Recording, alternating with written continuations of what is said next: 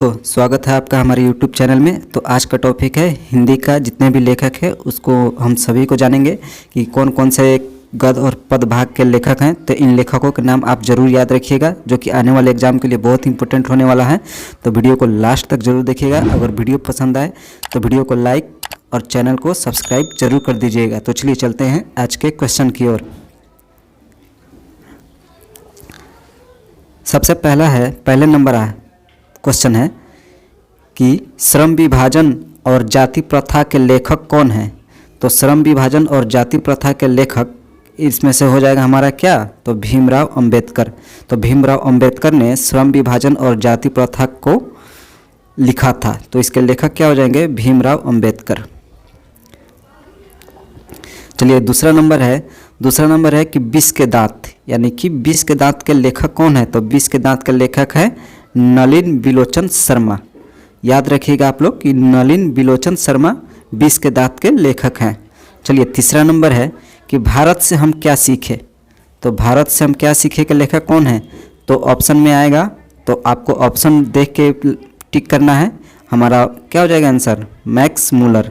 तो Max Muller इसके लेखक हैं। हमारा आंसर हो जाएगा क्या, मैक्स मूलर।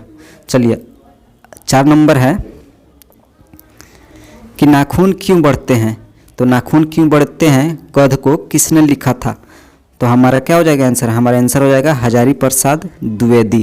तो इसको लिखा था किसने, हजारी प्रसाद द्विवेदी ने। चलिए अगला प्रश्न है कि नागर लिपि यानी कि नागरी लिपि को किसने लिखा था। तो नागरी लिपि को लिखा था गुणाकर मूले ने। हमारा लेखक क्या हो जाएगा, गुणाकर मूले। याद रखिएगा आप लोग। अगर वीडियो अच्छा लगे तो वीडियो को लाइक ज़रूर कर देना और चैनल को सब्सक्राइब जरूर कर देना। चलिए अगला है 6 नंबर है हमारा। 6 नंबर है कि बहादुर, यानी कि बहादुर गद्य के लेखक कौन है। इसे हम क्या कहते हैं, गद्य कहते हैं। तो इसके लेखक क्या हो जाएगा, इसके लेखक हो जाएंगे अमरकांत। इसके लेखक हो जाएंगे अमरकांत। तो याद रखिएगा लोग कि बहादुर के लेखक कौन थे, तो अमरकांत। चलिए अगला है कि परंपरा का मूल्यांकन के लेखक कौन है। तो परंपरा के मूल्यांकन का लेखक है रामविलास शर्मा। हमारा आंसर क्या हो जाएगा, रामविलास शर्मा। चलिए 8 नंबर है। 8 नंबर है कि जित जित मैं निखरत हूँ, यानी कि जित जित मैं निखरत हूँ के लेखक कौन है। तो इसके लेखक हैं बिरजू महाराज। बिरजू महाराज इसके लेखक हो जाएगा। आप लोग याद रखिएगा कि बिरजू महाराज होगा। चलिए अगला है अविन्यो। अविन्यो के लेखक कौन है। तो अविन्यो के लेखक हो जाएगा अशोक वाजपेयी। क्या हो जाएगा, अशोक वाजपेयी। चलिए अगला 10 नंबर देखते हैं। 10 नंबर है कि मछली, यानी कि मछली के लेखक कौन है। तो मछली के लेखक हो जाएंगे विनोद कुमार शुक्ल, यानी कि विनोद कुमार शुक्ल ने मछली गद्य भाग को लिखा था। चलिए अगला है 11 नंबर। 11 नंबर है कि नौबत खाने में इबादत। तो नौबत खाने में इबादत को किसने लिखा था। तो इसके लेखक थे यतीन्द्र मिश्र। यतीन्द्र मिश्र, याद रखिएगा लोग। और लास्ट नंबर है कि शिक्षा और संस्कृति। शिक्षा और संस्कृति के लेखक कौन है। तो शिक्षा और संस्कृति के लेखक हैं महात्मा गांधी। ये बहुत ही इंपॉर्टेंट है। तो इन सभी लेखकों को आप जरूर एक बार याद कर लीजिएगा। अगर एक बार में नहीं समझ में आए तो बार बार वीडियो को देख करके याद कर लीजिएगा। तो चलिए चलते हैं अगले टॉपिक की ओर। चलिए हमारा अगला टॉपिक है कि काव्यखंड, यानी कि बताना है कि काव्यखंड के लेखक कौन है। ये इधर का क्या कहेंगे, इसको काव्य, और इसे कहेंगे हम लेखक। तो चलिए आज इन सभी को हम देखते हैं बारी बारी से कि काव्यखंड को किसने लिखा था। तो चलिए हमारा 1 नंबर है कि राम नाम बिनु बिरथे जगी जन्मा के लेखक कौन है। तो इसके लेखक क्या हो जाएंगे, गुरु नानक। इसके लेखक हो जाएंगे गुरु नानक। आप लोग याद रखिएगा कि इसके लेखक कौन हो जाएंगे, गुरु नानक। चलिए अगला है कि प्रेम ऐनी श्री राधिका। तो प्रेम ऐनी श्री राधिका के लेखक कौन है, इसमें से बताना है। तो हमारा आंसर क्या हो जाएगा, रसखान। कि रसखान ने इसको लिखा था। चलिए अगला है 3 नंबर है।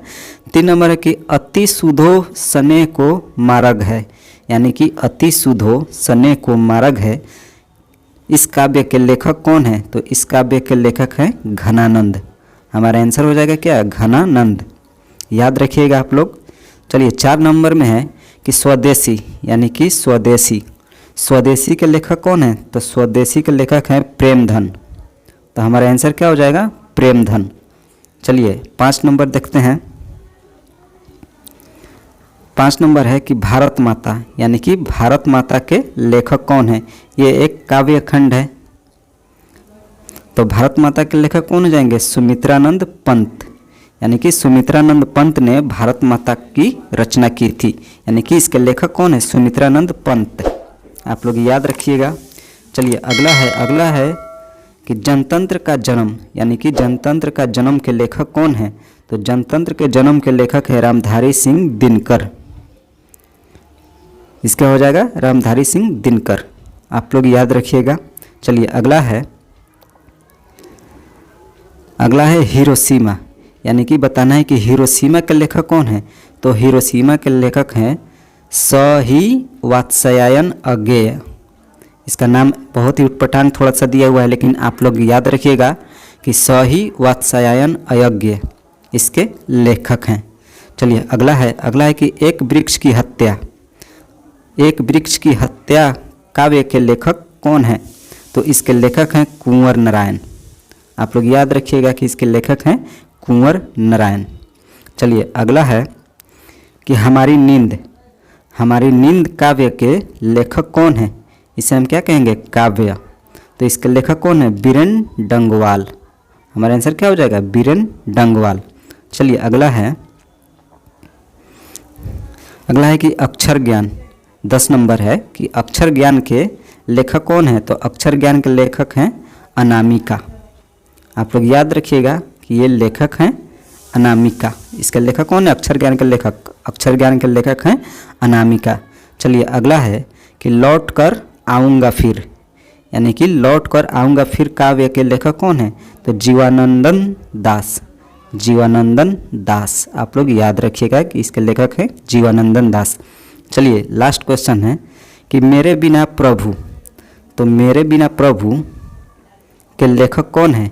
तो मेरे बिना प्रभु के लेखक है रेनन मारिया रिल्वे। यानी कि रेनन मारिया रिल्के। इसके लेखक हो जाएंगे रेनन मारिया रिल्के। तो आप लोग याद रखिएगा।